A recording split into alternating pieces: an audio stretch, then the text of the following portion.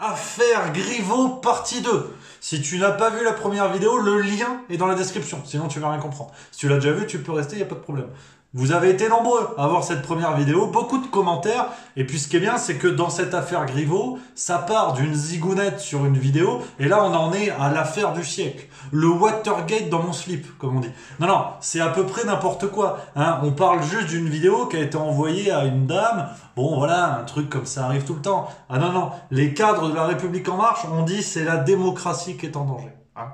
Bon, ils viennent de découvrir le principe de la presse people, qui est de diffuser des photos ou des vidéos à l'insu d'une personne, mais c'est pas grave. Ils ont dit c'est la démocratie. Si on fait rien, bon bah ce sera pareil, mais on n'aura rien fait. Donc forcément, faut agir. Et ils ont trouvé une coupable, évidemment, parce que le coupable, c'est pas Benjamin Griveaux qui a pris sa teub en vidéo. Non, non, presque il a pas fait exprès, j'ai envie de te dire. Non, non, ils ont trouvé la coupable, qui est une dame qu'on présente comme la compagne de Piotr Pawlinski, l'artiste russe là, bon, qui s'est cloué les testicules au sol, mais c'est pas la question.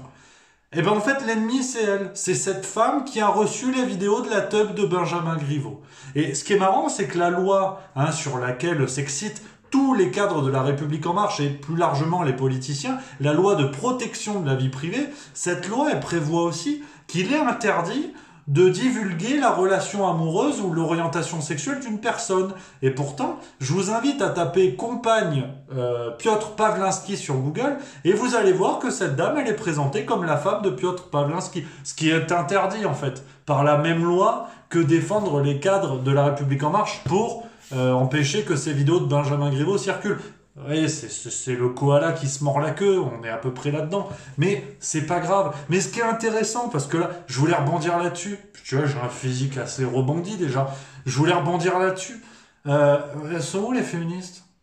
Qu'est-ce qui se passe? Parce que une femme qui reçoit des vidéos de zizi, et dans un message, Benjamin Griveaux lui dit «Fais voir ta poitrine» ou quelque chose comme ça. Mais c'est pas bien, c'est balance ton porc là quand même. Pourquoi on plaint pas cette pauvre dame qui se fait harceler par téléphone? Pourquoi je comprends pas bien là. Parce que moi ça me gêne. Perso, j'ai envie de balancer mon porc. Hashtag balance ton Griveaux sur les réseaux sociaux. Donc voilà. Comme dirait Lorman Odou, on nage en plein délire, mais c'est pas grave. C'était la partie 2, il y aura peut-être une partie 3.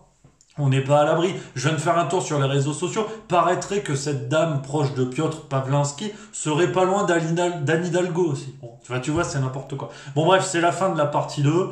Moi, je te dis hasta la vista, comme on dit au Portugal. On se retrouve très bientôt. Pour cette vidéo ou pour autre chose. Allez, moi, je filoche.